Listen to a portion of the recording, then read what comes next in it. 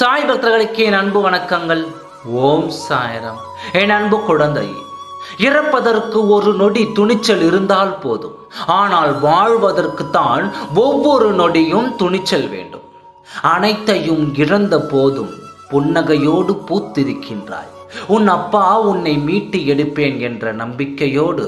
அப்படிப்பட்ட என் குழந்தையை நான் எப்படி கைவிடுவேன்? என் குழந்தையை, எல்லா எதிர்பார்ப்புகளிலும் ஏமாற்றம் என்ற பரிசும், எல்லா ஏமாற்றத்திற்கு பிறகும் பக்குவம் என்ற பரிசும் கிடைப்பதற்கு பெயர்தான் வாழ்க்கை. வாழ்க்கையின் யதார்த்தத்தை புரிந்து கொண்டு வாழ கற்றுக்கொள். 1000 உறவுகள் உனக்கு துணையாக இருந்தாலும் உனது வாழ்க்கையை நீ தனியாகத்தான் எதிர்கொள்ள வேண்டும்.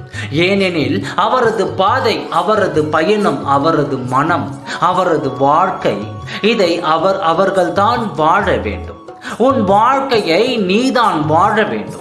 உன் வாழ்க்கையில் வெற்றி பெற வேண்டும் என்றால் முதலில் உன்னை இழிவாக நினைப்பவர்களையும், உன்னிடம் ஏற்கனவே குறை காண்பவர்களையும் உன் வாழ்க்கையில் இருந்து ஒதுக்கி வைத்துவிடு. எல்லோரும் பயணிக்கிறார்கள் என்று நீயும் பின் தளராதே. உனக்கான பாதையை நீயே தேர்ந்தெடு. இல்லையேல் துரோகம் இழுத்தவர்களும் தவறு செய்தவர்களும் என்னவோ பெரு மகிழ்ச்சியாக வாழ்கிறார்கள். ஆனால் பாதிக்கப்பட்ட நான் தான் காலம் பதில் சொல்லும், கர்மா பாடம் புகட்டும் என நம்பி முட்டாளாகவே வாழ்ந்து கொண்டிருக்கிறேன் என்று நீ வருத்தப்படுகிறாய். என் அன்பு குழந்தையே, நல்லவர்கள் இப்பொழுது சோதிக்கப்படுவது போல தெரிந்தாலும் பின் காப்பாற்றப்படுவார்கள். கெட்டவர்கள் இப்பொழுது நன்றாக வாழ்வது போல தெரிந்தாலும் அவர்களது கர்மாக்கள் அவர்களை என்றுமே விடாது. அவரது கர்மாக்களை அவர்கள் அனுபவித்து தானே ஆக வேண்டும். எனவே நீ இப்பொழுது இருப்பதைப் போல நல்ல எண்ணங்களோடு வாழ். நான் உன்னை என்றும் கைவிட மாட்டேன். தியாகம் செய்யவும், மன்னிக்கவும், நன்றி கூறவும் தெரிந்து கொண்டால் போதும்.